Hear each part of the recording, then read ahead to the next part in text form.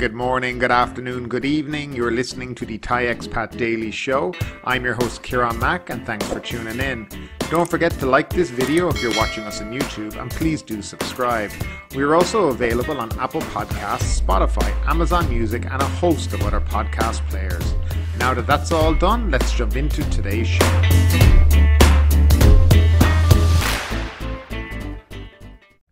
Now we will begin with the COVID-19 numbers for today. Thailand logged 209 more COVID-19 fatalities and 21,882 new cases over the previous 24 hours, the Public Health Ministry reported on Sunday morning. On Saturday, 21,106 COVID-19 patients were discharged from hospital. Out of the 210,904 patients in care, 57,920 are in hospital, 73,262 in hospital, and 72,600 in home community isolation. 5,615 are in serious condition, and 1,172 are on ventilators.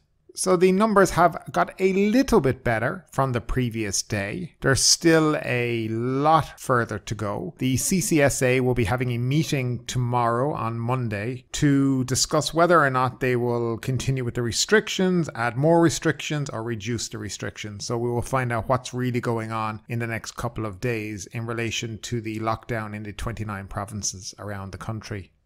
And for our first story of the day, protesters around Thailand honk horns to banish Prayuth. Thousands of anti-government protesters in Bangkok and other provinces blared their car and motorcycle horns on Sunday in a deafening call for the ousting of Prime Minister Prayut Chan-o-cha. The honking began at 6 p.m. during the playing of the national anthem, the climax of a day of predominantly peaceful car mob rallies in Bangkok and other provinces. The rallies were organised by Red Shirt leader Natawat Saikur and activist Somsak Bungam Anong. Other groups, including Talufa, also took part in the parades. They demanded the Prime Minister resign over the government's inept handling of the COVID-19 crisis, with new cases and deaths surging throughout the country. Motorists also hit the roads in other provinces, including Chiang Mai, Chanthaburi and Chonburi. Both organisers in Surat Thani decided to scrap their planned rally for safety reasons after police refused to grant permission for it, citing the ongoing emergency decree. People lined the streets to show support for the demonstrators as the convoy passed by. Police secured key locations in Bangkok, including the headquarters of the Royal Thai Police, the starting point of the rallies, and a section of Vipavadi Ranzik Road leading to the residence of General Prayuth, where they blocked the road with freight containers to forestall the march on his house. The day of protests was overwhelmingly peaceful, but violence did erupt at Dindang intersection, the scene of other recent clashes. Police fired water cannon, rubber bullets and tear gas at demonstrators who approached the shipping containers. It was not immediately clear which group organised the Dindang protests,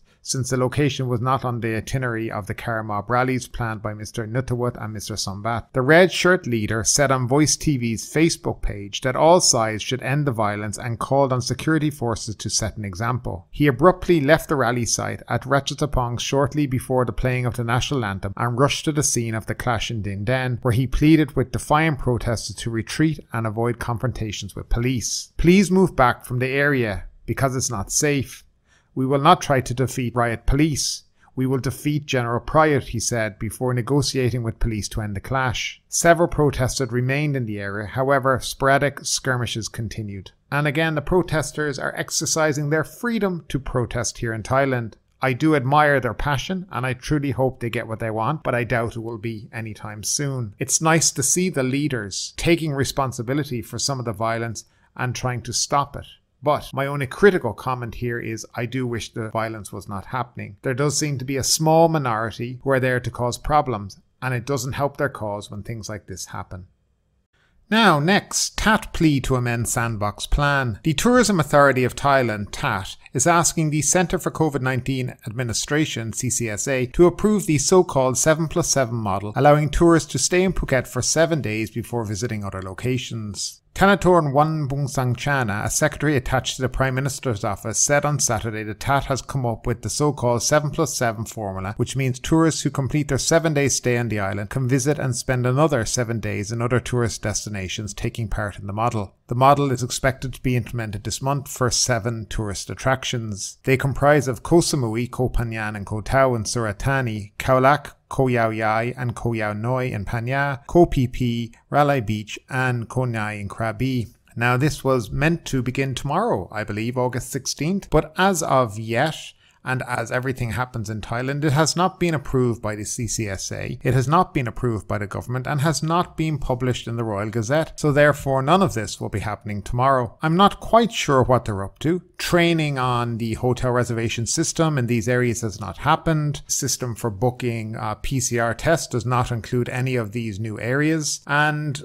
getting in and out of the provinces, the checkpoints, the basic SOPs have not been come up with and issued to hoteliers around. Personally, I think with the pandemic and the way it is right now, it's not wise to be doing this, because these are not really sealed areas, especially an area like Pattaya, where Khao Lak is in such a wide area with a lot of people. I'm not sure how it's going to work. And assuming that people are actually meant to be allowed to book it tomorrow as part of the certificate of entry, I just don't know what's going on. It all seems very, very confusing. Nevertheless, we'll keep an eye on this. Now, if it does happen, we will do a short podcast explaining the whole 7+7 model to you so you can get a grasp of the idea.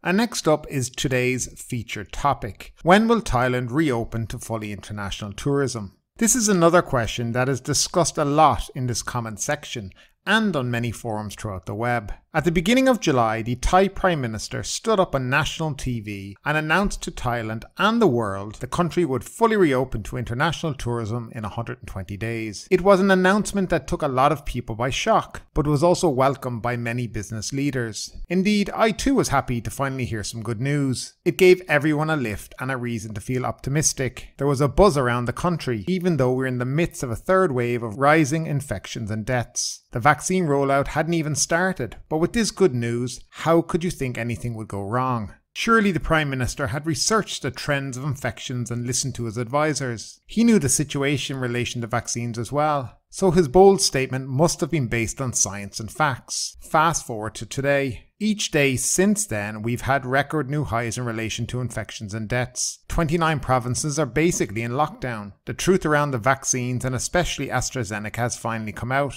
The 10 million figure touted by the Health Ministry was never actually in play. AstraZeneca never guaranteed or even acknowledged they would deliver that much to Thailand. In fact, the 10 million figure is the maximum production capacity of the facility, not what was being given to Thailand. There is no way that the Prime Minister of the country did not know all of this before standing on national TV and making such bold claims. So what was behind this stunt? A G-up for the people of the country? An attempt to take the heat off this beleaguered government? I think it's a bit of both. And it possibly worked for a few weeks until people started to ask more questions and the vaccine truth came out. So where does that leave the October reopening? In all honesty, it's very hard to predict, but if I was a betting man, I would say there is a very little chance of that happening. A more realistic date, in my opinion, would be early December, and here's why. Thailand has vowed to inoculate 50 million people, or 70% of the population, by December 31st. A bold statement considering it doesn't have these vaccines on hand, and it's relying on international contracts to be honoured on time. At the current rate of vaccination, Thailand will reach the 70% by the end of February, which is just too late for the majority of hospitality businesses. There will be nothing left to save by then. More vaccines will speed this up, but I don't see where these vaccines are coming from, and neither do I see who's going to administer them. There is a shortage of health workers for this job, which can be seen by the very low vaccination numbers at weekends and public holidays. If Thailand can vaccinate 10 million a month, they could reach 50% of the population by around December 1st. Would this be enough to reopen? Well, it all depends on what areas they are vaccinating and the target group. First things first is to get all over 60s vaccinated, with those with underlying conditions that are known to be seriously affected by COVID. Protect the most vulnerable in our society. And then move on to tourist hotspots around the country such as Bangkok, Phuket, Pattaya, Krabi, Samui, Hua Hin, Pattaya, Chiang Mai and Chiang Rai, and get everyone who wants the vaccine vaccinated. Once you get this done, you've put yourself in a good situation and you're really on a solid footing for a December 1 reopening. Vaccination in these areas is key to this plan. The idea of trying to reach 70% for this imaginary herd immunity is over. Scientists have said so. Most countries are fully reopened with 50 to 60% vaccination rate. Thailand should be no different, and it's time we learn to live with the virus. The other thing that needs to happen is a common sense approach to entry requirements. The Certificate of Entry, or COE, must be done away with. It's not fit for purpose, and it has proven to not have any place in international tourism. The only requirement for entry should be a valid vaccination certificate from your home country through a certified validator such as the IATA Travel Pass or a COVID-RT-PCR test 72 hours prior to departure through a certified and contracted IAT Travel Pass vendor. I truly believe we need a global method to validate these certificates and tests so that travel can be made safer during this pandemic and give confidence to both governments and travellers. However, regardless of the Travel Pass implementation or not, the above-mentioned criteria should be the only requirements necessary to enter Thailand. It's what the rest of the world is doing, and Thailand is no more special than anywhere else. It's time Thailand remembers it's in competition with other destinations around the world, and people will not choose to travel to ones that want to take advantage of them, create ridiculous processes, and track their every move. My hope is Thailand will fully reopen to international travel as soon as possible. The Thai people need to earn a living and have their lives restored. The pandemic has destroyed lives throughout the world, and not just here in Thailand. It's been a tough 18 months, but with some common sense approaches, a solid plan, and a desire to succeed, I know Thailand can do it. People are depressed. People are sad. But it's time we turn that frown upside down and remember this is the land of smiles and move forward together. And that brings me to you. What do you think about all of this? Is December 1st doable? Or do you see them needing more time? Or do you still think October will happen? And what do you think the entry requirements should be? As always, leave your opinions, comments and ideas in the comment section below.